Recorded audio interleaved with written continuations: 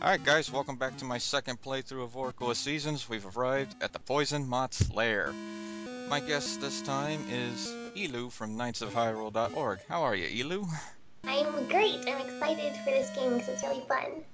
Oh, I enjoy it a lot. It's pretty much my favorite of the 2D Zelda games. Mine too. I think so. And of the oracles, I definitely like it the best. Most people tend to like Ages, but I don't know. I used to like Aegis just because if I played this one first, I always died a lot.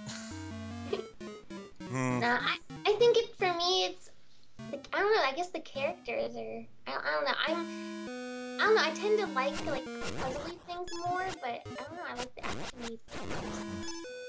Just out of curiosity, is this the first time you ever been a guest of a LP, sort of? No, I've been on a couple of them before. I was on one. What was the last? I think the last one I did was a Twilight Princess dungeon, Temple of Time for LegendZelda.net with Noah. And there was one other one I did, and I can't remember what it was. Oh. Did a couple of them. No. Okay, keep away, floor masters. This is usually my bad luck dungeon too. They always catch me. Yeah, I've always had trouble with them. They scare me so bad in Ocarina of Time. They scare me in Wind Waker. And in A Link to the Past, because they don't actually, you can like kill them, but they just keep coming back. The red ones here happen like that too. I forget what these enemies are called. They always, I don't know, they're weird though. They remind me of, like, they look weird, like, they look like those, the little Huey pears in the Wind Waker, but with arms. Oh, hi, Paul's voice. Listen to the sound of my flute. What is that noise? It hurts! Ah! Gotta love it when the Paul's voice dies down. It is actually a nice sound, you'd think they'd like it. Especially Ricky's flute. Open or not? Let me use this first, and then we open it. 10 bombs right off the bat. Get the map.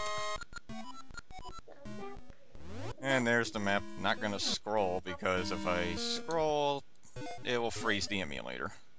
Oh, that wouldn't be good at all. No, it wouldn't at all. I gotta tell you, I am a fan of that mailbag series you do. I'm kind of lazy to hit the subscription button, but Shame on you. well, I can't help it. I was lucky enough to actually get a question of mine in there. Yeah, it's fun. Although, I will say, you did say my name wrong. Did I? You said SCK Knuckles. C Knuckles. I don't know why I did that. The K is silent. My bad, I'm sorry. That's fine. I mean, I've heard people call me Ska Knuckles or Sha Knuckles, but never SCK. I don't know, I think I just saw the S and C and the K and then, Oh well. You're Peter. I'll let it go. I won't hold it against you.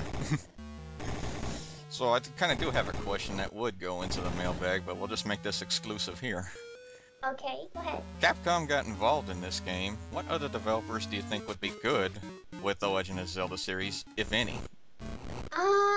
You know, it's really hard to say because nowadays, I mean, for instance, Capcom, when they did the Oracle Ages, it wasn't just Capcom, it was actually Flagship, which was like a combination of like Capcom and some of the Zelda team, and there's like another team in there, so it was like actually a bunch of the company's tiny little groups that got together to do it, kind of like Slant 6 did Resident Evil Operation Raccoon City for Capcom. It's kind of like the same thing going on there.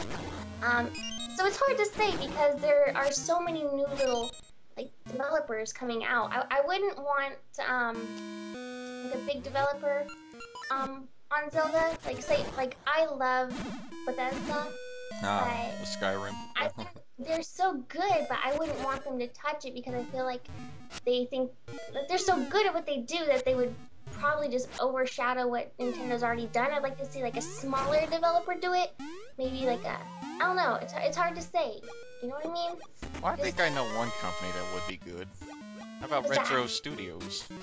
Well, definitely Retro. But I mean, like for Retro should do, I don't know, like a rebirth of the series. I think sort of like they did for Metroid. You know what I mean? Oh, They yeah. took Metroid and they turned it into something completely new, but it kept its feel. I think the way they did that was just so amazing. And I think they could do that for Zelda, but it'd probably have to be like a rebirth for the series. I would think. I couldn't see them sticking to the same formula because they just kind of take things and make it their own. You know what I mean? Yeah, I see that. Anyway, Dungeon Treasure, the Rock's Feather. How did they get that name? Rocks. A rock. Well, a rock is actually a real word. So Oh, I figured out on Scrabble. Got my butt kicked on Scrabble. So. Or Words with Friends, rather, I should call it. oh yeah. Yeah. Somebody played rock, and I was like, Zelda. Yeah, I think Retro, they've done real good with the Metroid series, and I have yet to play it, but Donkey Kong Country Returns. That game is amazing. It is amazing. It feels so much just like the old school Donkey Kong. And didn't Retro get involved in Mario Kart 7 as well? I don't know. I'm actually one of the few people in the world who like don't play Mario Kart because I hate it. I get my butt. I can't play Mario Kart for the life of me. I'm so terrible at the game. I'm only good on the Wii version of there. No, I can't. I cannot. It's embarrassing to watch me play it. It's terrible. Well, I haven't messed with the series in a long time myself. I mean, I can handle the Wii version as well. Just, yeah, it's so fun. I don't know. I was kind of like interested in getting the 3DS one, but I don't know. Like apparently there's like a glitch or something. Like there's like on one of the I think tracks they fixed it. I think they did. They fix it? I hope so because that's one of the reasons I didn't. Yeah, my friend told me about that. That was the update that they did for it. Okay, see, I didn't know they did an update. And my friend, he got the new Kid Icarus game. Oh, I want that so bad. It looks so good. I tell you, he's played that game like a Call of Duty fanatic would. I love Call of Duty. So do I, but at least I take a break. Yeah, well, apparently though, Kid Icarus is like, I can see how you could play it for a long time because apparently it's like split into two different things. It's like part of it's like groundy and stuff, you're on the ground, third person fighting, and then the other part's sort of like on rails flying, so it's not always the same thing, you know, so you're constantly being switched up so it stays fresh and you can just keep going again. Oh, I fell down. And, yeah, I've never played the original Kid Icarus before then, so, it was kind of new to me. I played it on the virtual console. It's kind of hard, but maybe that's just because it's old school and all those old school games are hard. Everything was hard. If you see me play Zelda 2, The Adventure of Link, oh my gosh, the words of doom appear every time. That game's so fun. It's hard. I've seen more game overs in that thing than my age. 25. I struggle with the first one. The first Zelda. I mean, the second one's hard for me, but the first one, for some reason, it's just a lot harder for me. I think it's just because I get lost so easy. There are hard points in the first one. I've never played the second quest, though.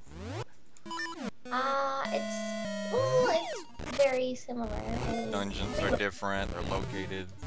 It's just like a different order and stuff. But it's kind of like the same, essentially. It's just a little mixed up. Yeah, I see that, yeah. I think, yeah, just Zelda 2, I don't like it. First one, I can handle at times. But I don't know. not the They're both so hard. They're really difficult. I vaguely remember Link to the Past that much.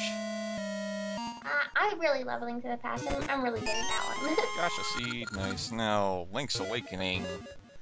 Before then, I have never beaten it. Really? But until one time, I played the whole thing one whole day, beat it my first time without even dying. Well, yeah, it's definitely... Link's Awakening is definitely really, really easy. But it's so fun. I mean, I usually have a problem with games that are like too easy, but with Link's Awakening, I just enjoyed it the whole time. It was just lots of fun, and the story was awesome, and the characters are awesome. So it was just so different. Yeah, gotta say the music of that was pretty nice. Yeah. Especially the Windfish ballad. I love that song. I was like, I wish that they would like, you know how for Icona's song for Ocarina of Time they had like that actual voice singer sing it like actual lyrics. I wish they would do that for the Ballad of the Windfish. That would be so pretty. would be, maybe. It is. The DS one of the games, I don't like that much. I like them. I like Spirit Tracks a lot more. Seems complex to me with all the, and the travel's kind of slow. The travel sucks. I'll give you that. The travel was terrible. I did not like that one bit. I like the music for it though. Now that I will agree on. Yeah. Because I think, I remember I told you I did my top 70 Zelda songs. Yeah. That was my number 7 song. But it's a good song, and I love what was that? The orchestration they did. And they actually did that song, and it was so awesome. Yeah. I've never beaten Spirit Tracks, to be honest. I'm kind of slow with it. I usually play it first. It's so good. I mean, the story for that game, it's not like crazy detailed, but it's still really good. And I think that's why I liked it a little more than Phantom Hourglass. It's just Phantom Hourglass was fun, and I love it. But I don't think I would have loved it so much if it hadn't been for Linebeck. He made like the whole game bearable for me. Especially because he reminded me so much of Jack Sparrow, which I love parts of. So it was funny, and I loved it for that. But other than that, I didn't really care for it that much. I don't know, the idea of going back to the same dungeon and just getting further and further every single time. I don't really like that much. Alright guys, leave a right at the boss. A poison moth. Let's see if I can... This one always, killed me. Always fell. Falling doesn't hurt, yeah. Just takes it down. Yeah, Plus I got the red ring on, so okay. And wow, this playthrough has been very lucky for me. Usually I get caught by the floor masters, but I think my luck continues on. Yeah, you just kind of blazed through that. Yeah, I have. And plus earlier, before the dungeon, Maple, you know the witch that flies around? She dropped a piece of heart. Oh, and I got it. That is really lucky. Yeah, you got the luck. Your mic's kind of echoing a bit. Or you thieving sound loud. Echo. Yeah. Anyway, third essence. The bright sun. Young shoots grow quickly under the warm rays of the bright sun. Third dungeon complete. Again. Oh.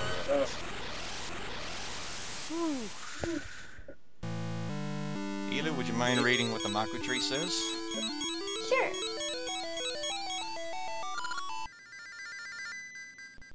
Wah. Thank you, Link. I too feel the bright sun. I jumped of the waterfall on the mountain north of Sunken City. Perhaps the next essence is near there. ... I'm pretty sure it is, Maku tree. Okay, folks, that completes the third dungeon. But it's not the last you'll see of Elu either. She'll be in my Aegis playthrough as well. And that'll be later on. And folks, we'll continue on with our quest later on. The second playthrough of Oracle of Seasons to be continued.